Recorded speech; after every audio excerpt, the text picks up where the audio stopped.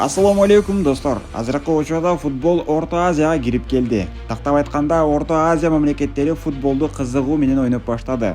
Дүйнө чемпионатына чыгуу үчүн дагы командалар аракетин баштаганын жана да азыркы учурда тандоо турлары болуп жаткандыгын билебиз. Андыктан негизги эле бизге кызыктуу болгон мамлекеттердин тагыраагы Өзбекстан, Тажикстан жана да Кыргызстан тууралуу алардын рейтинги, бир канча кызыктуу маалыматтар тууралуу кеп кылалы. Анда эмесе баштадым. Алгач дүйнөлүк рейтингдеги ордулары тууралуу. Бүгүнкү күндө акыркы жыйынтыктарга таянсак, 1425 упай менен Өзбекстан командасы 58-орунда келе жатат.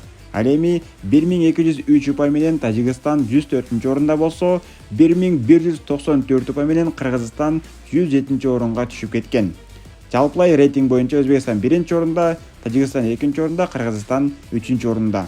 Эми толук курамдын трансфердик баасы боюнча токтололу. Жалпы 25 оюнчунун топтоп суммасы Өзбекстан 47 миллион еврону түздү. Ал эми Тажикстан 24 оюнчусу менен 8 миллион 980 миң еврого бааланган. Ал эми өзүбүздүн акшумкаларыбыз 28 оюнчунун баасы 7 миллион 550 миң еврого туура келди. Трансфердик баа боюнча дагы Өзбекстан 1-орунда, Тажикстан 2-орунда, Кыргызстан 3-орунда.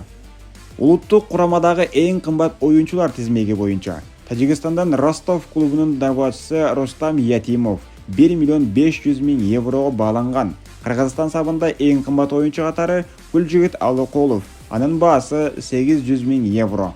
Ал эми Өзбекстан сабында эң кымбат ким экенин баарыбыз билсек керек. Ошол жаш болгонуна карабай Манчестер Сити сабына кошулган Абдукадыр Хосанов 12 миллион еврого бааланган. Оба, Манчестер сабына 40 миллион еврого өткөнүн билебиз, бирок трансфердик маркет акыркы учурда сайтына жаңылоо киргизе элек экен. Ошентип, эң кымбат оюнчу тизмегинде дагы Өзбекстан 1-орунда, Тажикстан 2-орунда, Кыргызстан 3-орунда. Натыйжада ошол 4 талап боюнча жыйынтыктарды чыгара турган болсок, анда жалпылай Өзбекстан мыкты болуп 1-орунда камсыздаса, Тажикстан 2-орунда алды. Ал эми Кыргызстан 3-орунда. Эске сала кетсек, жакында кайрадан дүйнө чемпионатына тандап алуу оюндары башталат. Анда Өзбекстан менен Кыргызстан бул жолун улантуу максатында кезектеги этапта өз ара беттешет. Оюн 20-март күнү Өзбекстанда болуп өтөт. Ал эми Азия оюндарына бул эки команда эбак эле мөөнөтүнөн мурда мүмкүнчүлүк алып койгон. Тажикстан азыркы учурда дал ушул Азия кубогуна чыгуу үчүн өз ара оюндарды алып барууга даяр. Кыскасы, бул видео азыркы учурдагы абалды эске калтыруу үчүн гана даярдалган.